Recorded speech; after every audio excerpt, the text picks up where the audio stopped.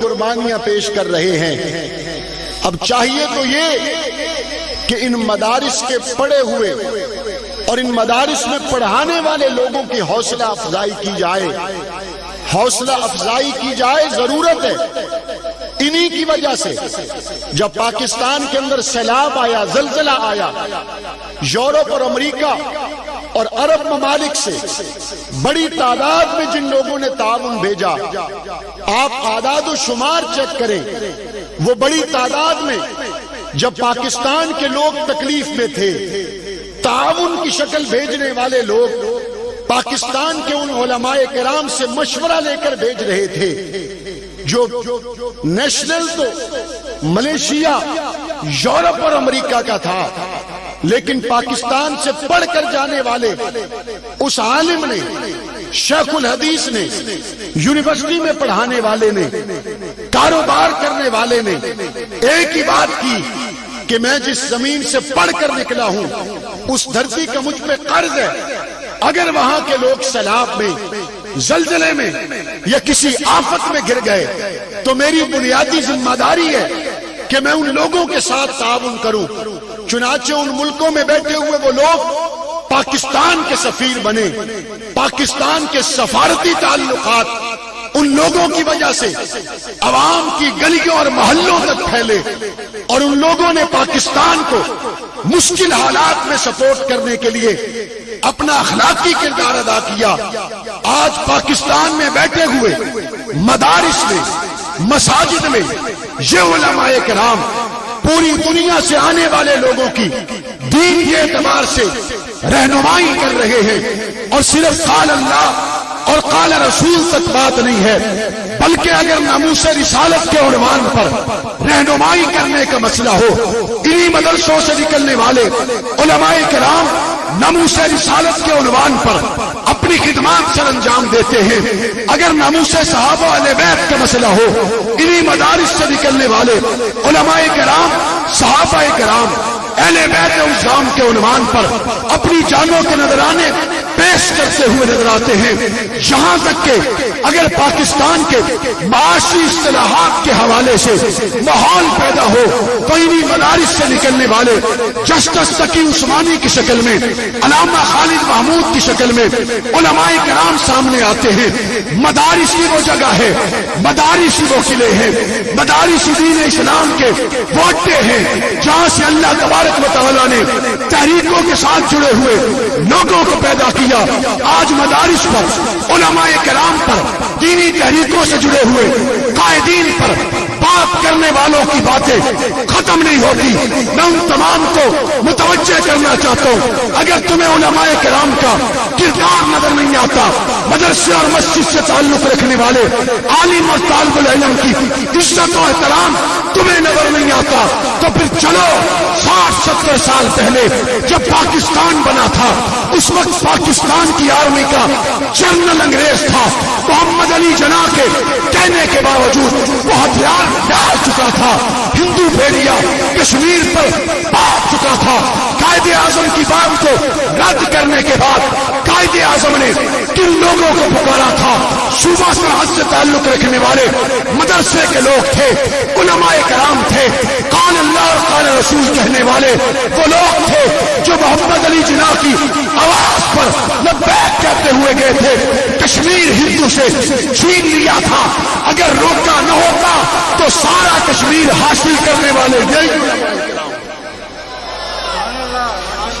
آپ کیا سمجھتے ہیں کہ انہوں نے صرف مدرسے میں بیٹھ کے بات کی ہے؟ وہ پہلا جنرل جب بغاوت کی گلی سے نکل رہا تھا اس وقت مدرسے کا پڑا ہوا سینے پہ کفن باندھ رہا تھا۔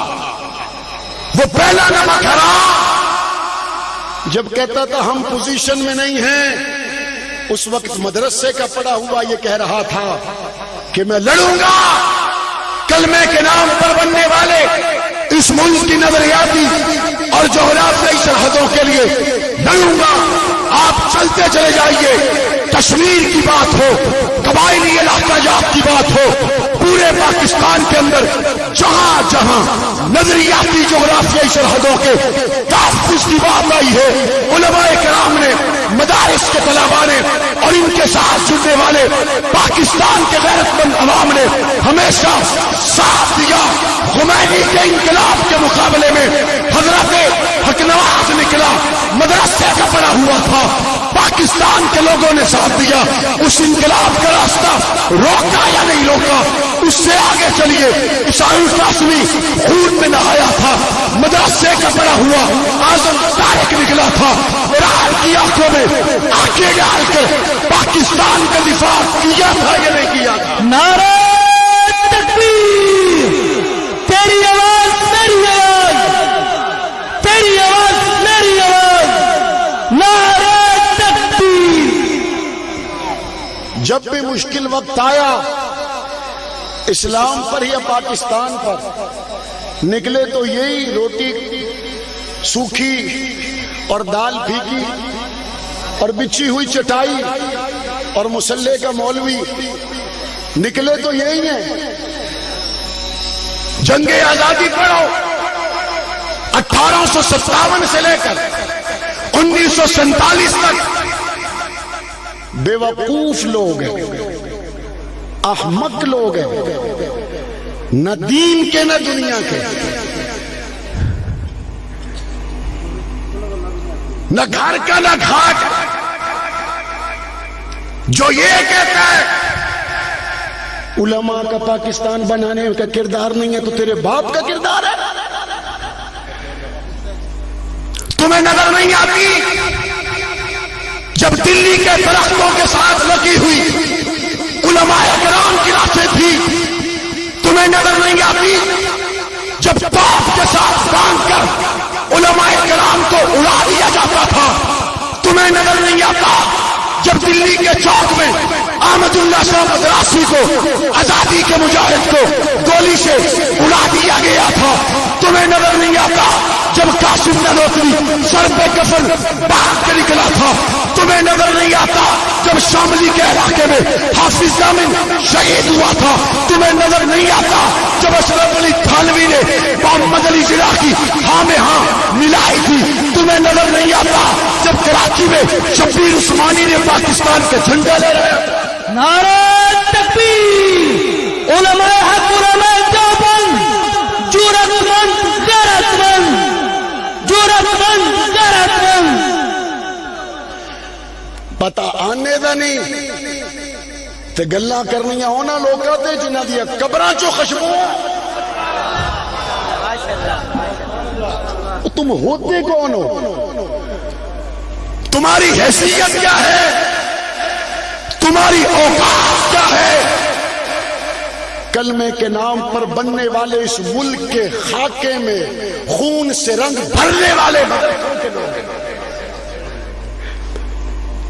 جب ایک انگریز نے اپنی بیوی سے کہا آؤ تمہیں وہ منظر دکھاؤں جو تمہاری آنکھوں نے پہلے نہ دیکھا ہو، کہا بتاؤ کون سا منظر ہے؟ کہا آؤ جیل لے کے چلو۔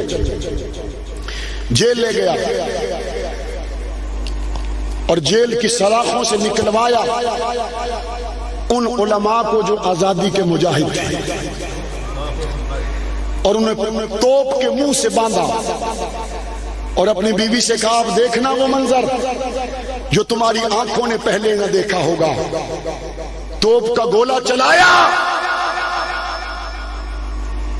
علماء کرام کے پرخچے اڑ گئے، لیکن آزادی کی تحریک رکنے تو نہ پائی۔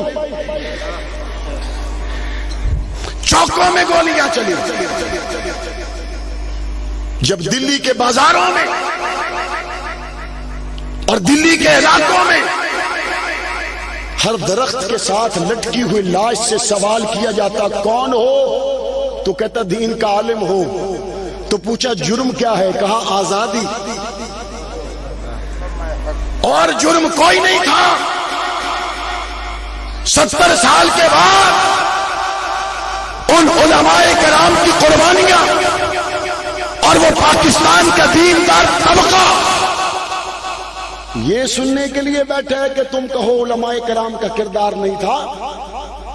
میرا تو حسب نسب محفوظ ہے، تو بتا کہاں سے آیا ہے؟ میرے تو آبا و اجداد کو دنیا جانتی ہے، میں اپنے آبا و اجداد کے نام گنواؤں گا تو عطاءاللہ شاہ بخاری سے لے کے حسین کے نانا تک میرا سارا سلسلہ محفوظ ہے. تو بتا.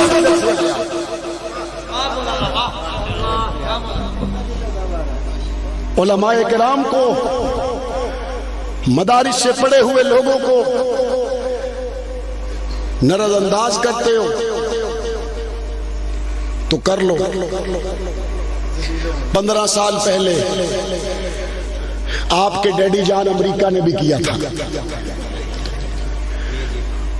اور ان کے بیٹے نے بھی کیا تھا، اور کیا کہا تھا کہ یہ پہاڑوں والے مولوی 2 مہینے میں ختم، بس 2 ہی مہینے میں ختم. اور کیا کہا؟ ان مولویوں کے دن گنے جا چکے. اور مولانا اعظم طارق نے کہا تھا تم ان کے دن گنتے ہو، میں تمہارے دن گنوں گا. سنیوں کا وزیر اعظم، تم ان کے دن گنتے ہو، میں تمہارے دن گنوں گا. کہا دیکھو کارپیٹ بمباری ہوگی تو کون بچے گا، کون رہے گا؟ تو کہا کر لو، ایک چاہ بھی پورے کر لو. کیوں؟ کہتے تم کیوں کہتے ہو؟ میں نے کہا تم کیوں کہتے ہو؟ کہتے ہم اس لیے کہتے ہیں ہمارے پاس ایٹم ہے. اب تم بتاؤ تم کیوں کہتے ہو؟ میں نے کہا ہم اس لیے کہتے ہیں ہمارے پاس قرآن ہے. تم اس لیے کہتے ہو ہمارے پاس توپ اور گولا ہے. ہم اس لیے کہتے ہیں ہمارے پاس گنبد خضرا والی سرکار ہے. تم اس لیے کہتے ہو تمہارے پاس سائنسدان ہے. ہم اس لیے کہتے ہیں ہمارے پاس محمد عربی کا فرمان ہے. کہتے پھر کیا ہوگا؟ میں نے کہا دیکھو زبانی باتیں اپنی جگہ، میدان میں آ کے دیکھ لو ہوتا کیا ہے. جب میدان میں آئے تو کیا ہوا؟ کہا بلیک لسٹ میں ڈالو، کہا پکڑ لو، جکڑ لو، رگڑ دو، مار دو، اڑا دو. کرتے رہو کرتے رہو کرتے رہو کرتے رہو. 15 16 17 سال گزر گئے. میں نے کہا 2 مہینے کا ٹائم پورا نہیں ہوا کیا؟ گنتی ختم نہیں ہوئی کیا؟ کتنی گنتی تو بہت لمبی ہے. تو کچھ ایسا نہ کریں کہ تم وہ لوگ جن کو بلیک لسٹ میں ڈالا تمہارے لیے لال قالین بچھا دے. کچھ ایسا نہ کریں کہ تمہیں رشیا میں بلا لے. کچھ ایسا نہ کریں کہ تمہیں 5 سٹار ہوٹل میں اچھے میز پہ بٹھا لیں. میں نے کہا بھائی کاہے کو بٹھا رہے ہو ان کو؟ یہ تو پرانے خیالات کے لوگ ہیں، ان کے ساتھ تم کیوں بیٹھتے ہو؟ کہتے نہیں بیٹھنا ضروری ہے، بیٹھنا ضروری ہے.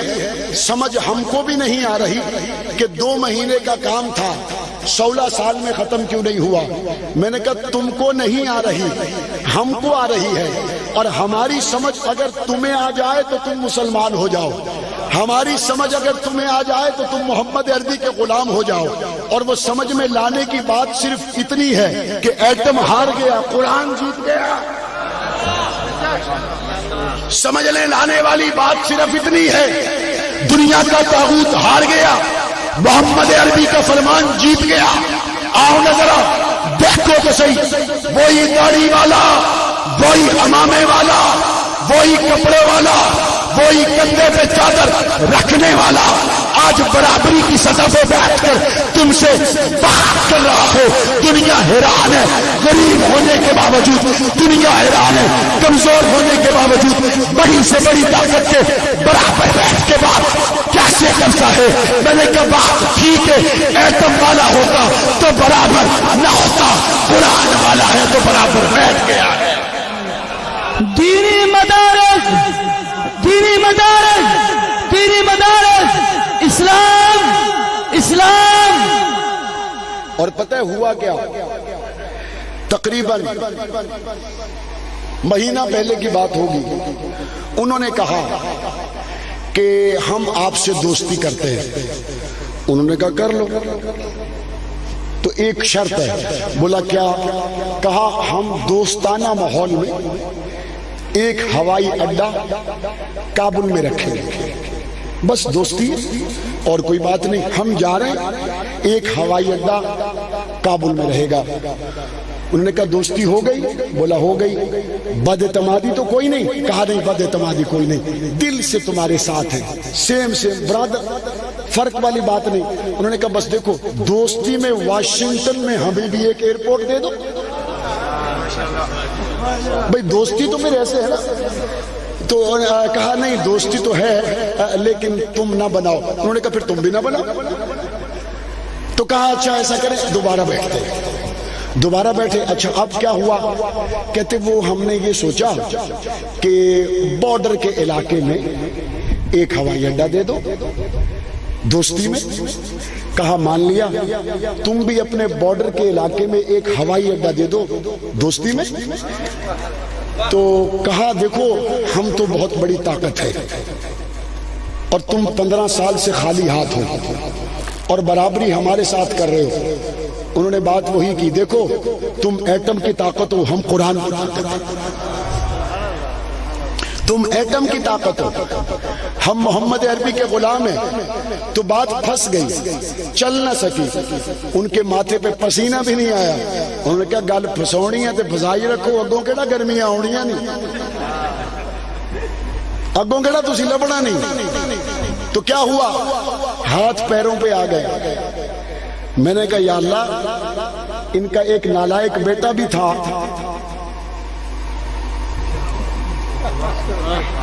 اور وہ اسلام آباد میں ظلم ڈھا رہا تھا. اس کا کیا ہوا؟ اللہ کہتا ذرا دیکھو تو صحیح. وہ بیماری لگائی کہ خود منہ سے بول کے کہتا ہے مجھے وہ بیماری لگی جو لاکھوں میں کسی ایک کو لگتی ہے. مجھے وہ بیماری لگی جو لاکھوں میں کسی ایک کو لگتی ہے. اور اس میں کیا ہو رہا ہے؟